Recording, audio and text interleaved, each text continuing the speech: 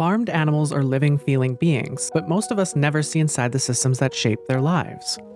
Welcome to the Vancouver Humane Society's Farmed Animal Welfare Education Series. In this series, we're going to break down how farmed animal welfare actually works in Canada, and how your voice can make a real difference in the lives of animals.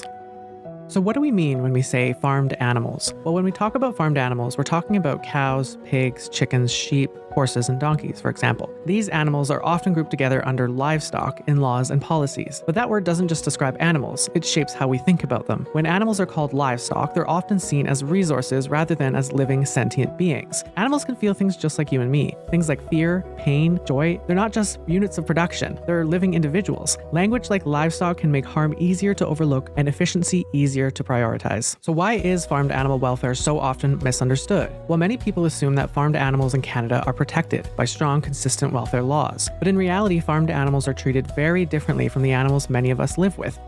Companion animals like dogs and cats are usually protected by clearer laws, greater visibility, and stronger social expectations of care. Farmed animals, by contrast, live within large-scale agricultural systems where their lives are mostly hidden away from public view and protections are less consistent. So how is farmed animal welfare governed in Canada then? Well, Canada does not have one comprehensive farmed animal welfare law. Instead, farmed animal welfare is shaped by a mix of federal laws, provincial laws, and national codes of practice. But here's the thing to understand. While these codes do influence how animals are treated, they are not automatically enforceable laws. And in some cases, the same standard can be used to defend practices that cause harm. So why does all of this even matter? Many farmed animals are prey species, so biologically, they're sensitive to stress and constantly alert to danger. This means things like crowding, restraint, transport, and rough handling can be deeply distressing, even when their injuries aren't obvious. Over the past decade, repeated investigations into farm and slaughter facilities across Canada have documented serious welfare concerns, and these findings are not rare or isolated. Many facilities have been investigated more than once. This points to a systemic issue, meaning the problems are created by many connected decisions and incentives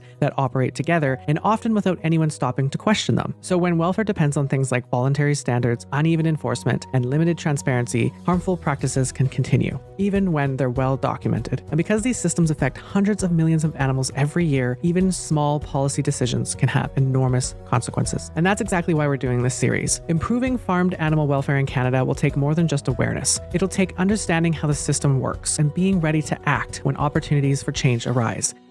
If this video helped you understand farmed animal welfare a little better, we hope you like, save it, share it, and follow the Vancouver Humane Society for the rest of the series. And if you want to be notified when there are meaningful opportunities to help animals, you can visit vancouverhumane.ca and sign up for farmed animal welfare updates. You'll hear from us when public voices can make a real difference.